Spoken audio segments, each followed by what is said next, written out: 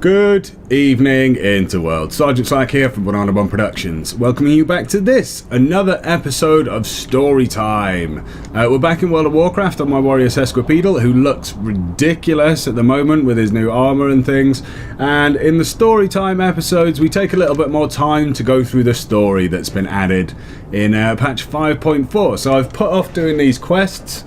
I've managed to successfully put them off for round about a week or so now, so that I can actually do them on camera. Because the thing is, when the new content comes out, you always rush through it to get through your gear and those kind of things. So we're going to take it a little bit slower and go through the story.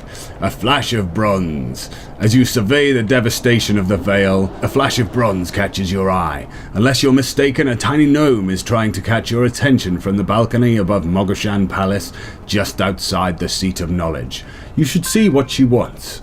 So we will go and see what Chromie wants. What do you want? How are you?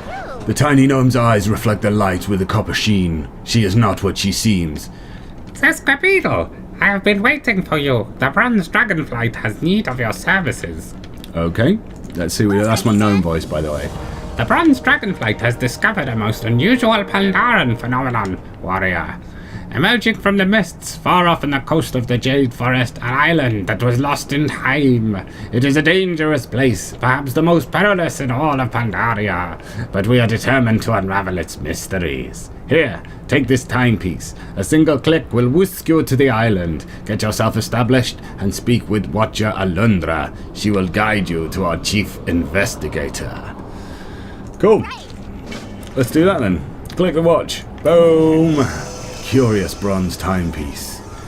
Ooh. Get out of the way, dragon. I'm trying to do like cinematic stuff and you're just not helping. Wow, no loading time or anything. Cool. What's that? Oh, it's only an Elder Great Turtle. That's massive. So over here we come to the Timeless Isle. We have a flight path and we have a person who is called Watcher Alundra. To the Sindorai. I see. Chronoramu has made good on her promise. You are right on time. That's my Blood Elf voice. You have found your way to the Timeless Isle, warrior. The bronze dragonflight is keen to investigate the mysteries of this place, but the island is dangerous, and we will need your help. Midway down this beach, you will find a paved path to the east. It will lead you to the Celestial Court. You will find Kairos there, one of the Keepers of Time that we are working with. Kairos will answer any questions you might have. Be careful, the way may not be safe. So we need to go and speak with Kairos, and for that we will get 200, 200 Timeless Coins. Now, Timeless Coins are what it's all about on the Timeless Isle. Funnily enough, though. And they're used for buying gear and a bunch of other stuff, which we'll get to as we get to it. So this is the Court of the Celestials, and over here we have Kairos, who's got some rather spanky royal bodyguards looking at. Ah, well met, Sesquipedal. I was told you would be coming, but had not expected you so soon. Or has it been a long while? It is difficult to tell here. It certainly is, Kairos. Just look at this place, an entire ecology secluded, cut off from all known timelines. It is rare for one such as I to be surprised by, well, anything really. I shall relish every moment I spend here. Yeah, typical Blood Elf. Okay, so explore the Timeless Isle. We will receive 500 Timeless Coins and a time in your hands. Get there 1,000, and we can turn it in for some gear, which is nice. So I will be off to do that, and we'll come back when we have some more story. Cue the montage.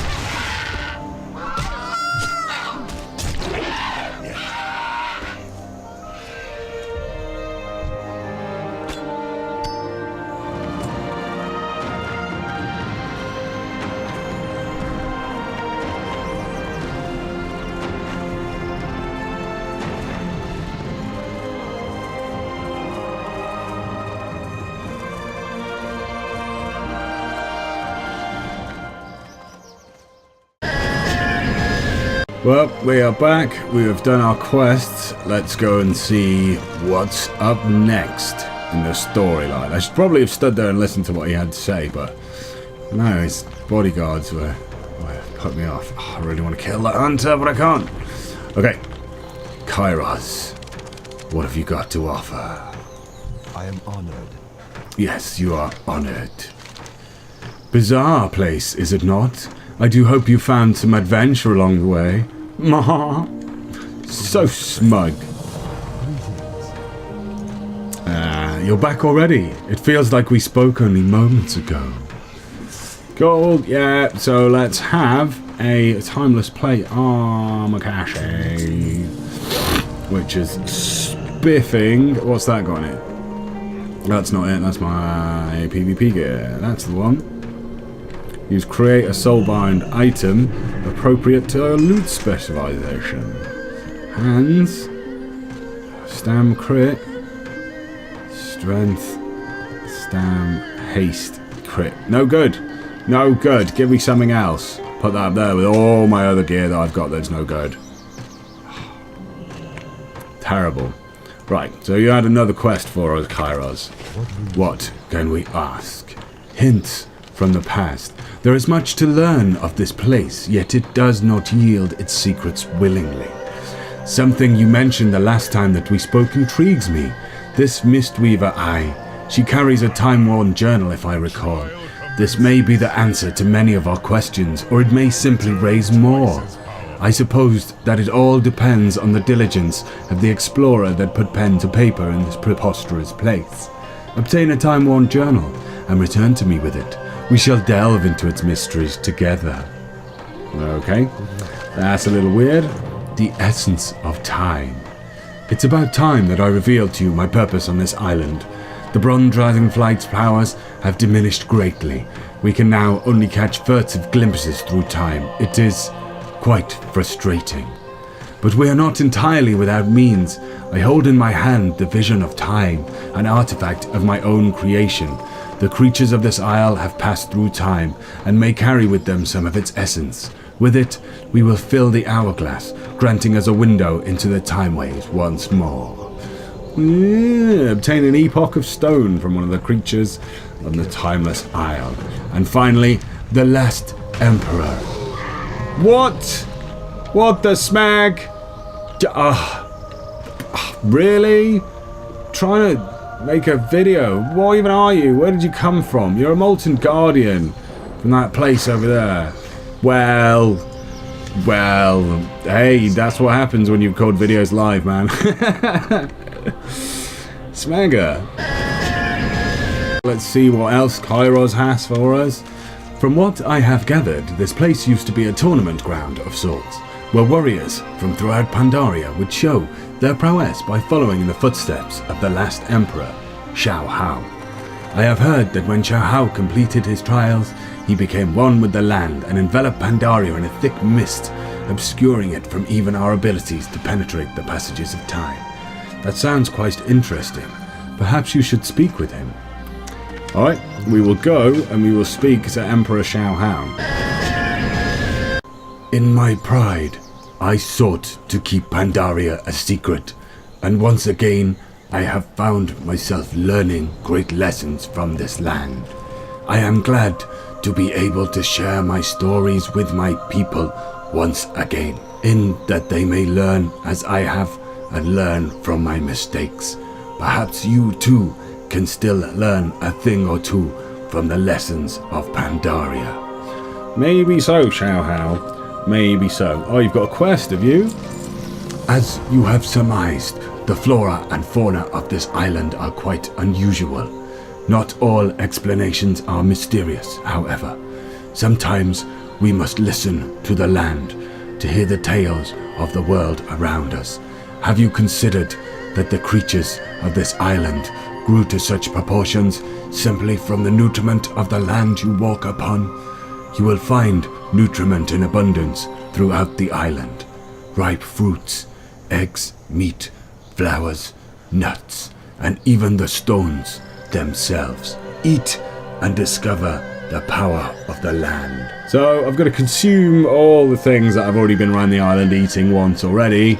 But yeah, that's cool, players. We'll go and run around again and eat all the things again.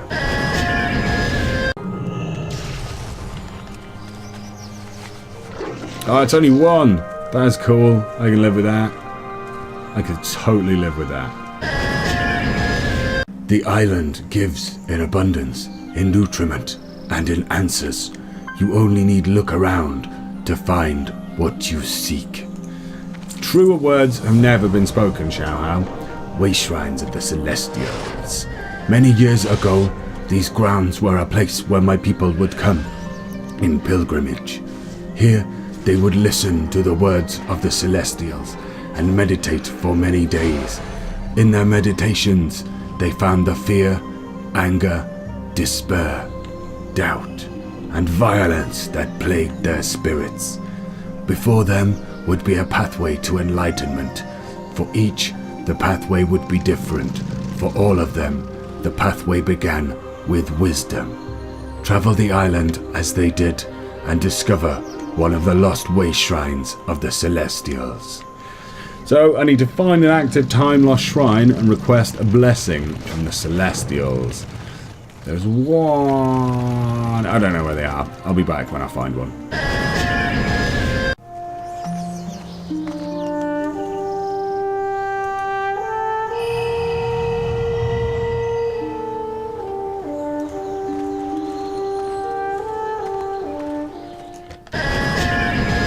We're back at Xiaohao. Let's see what he's got to say.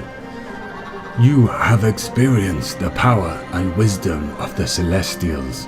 Let it flow through you now and remain in your heart for all time.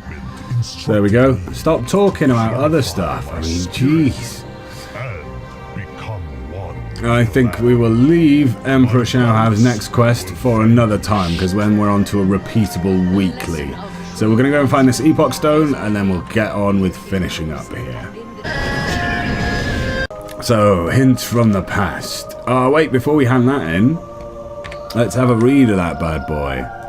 The barnacle has been stranded in the thick mists for 9 days now. The wind is dead, stagnant, almost frozen in place. What follows are presumably the last words of myself, Explorer J.M. Harrington, as I have been chosen to accompany a small group of sailors on a rowboat to scout out the mists. I eagerly await the dragon-sized fish that will undoubtedly swallow our small vessel and save me from the horror of returning to a ship with only one place to relieve oneself. Land! Glorious landfall! We have found a small, peculiar island that does not appear to exist on any known map of the area. The sailors were jubilant, and several of the younger men immediately set out in search of the gold and riches that would surely be awaiting them in a skull-covered chest. They have not been seen in several hours. We begin exploration immediately. If we cannot find food, we will perish in a matter of days. Though I have my trusty hunting rifle, I fear for my safety. I do not think that humans have set foot on this island in hundreds, perhaps thousands of years. I will do my duty as a proper explorer and document all that I see, in the hopes that someday these pages will find their way into the hands of another ambitious adventurer with far more courage than sense. Final entry. It has found me. No. I have found it. Yes. It was meant to be. This is where I was always meant to be. A portal to the future. To my future. The lantern illuminates my scrawling. It helps me find the way. Vesuvius calls, and so I will answer. I will light the lantern and plunge my head into the stagnant waters and breathe deep the salty air of my brethren, and I will join the dread crew in eternal plunder. So, that was quite a read there. I'll probably cut that down actually for the episode because it's ridiculously long.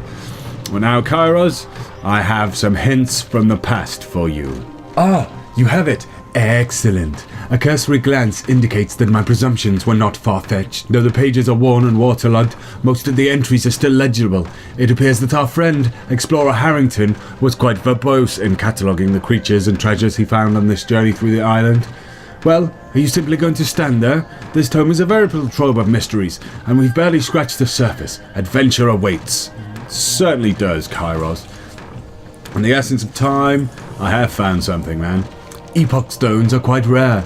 The crystallized essence of time, they require a rapid passage through the ages to form. Their presence here indicates that the island may not exist in one time at all, but shift rapidly from timeway to timeway. That is of little importance at the moment, though. There are important moments in time that require our attention. Give me a moment to grind the stone and add it to the vision of time hourglass.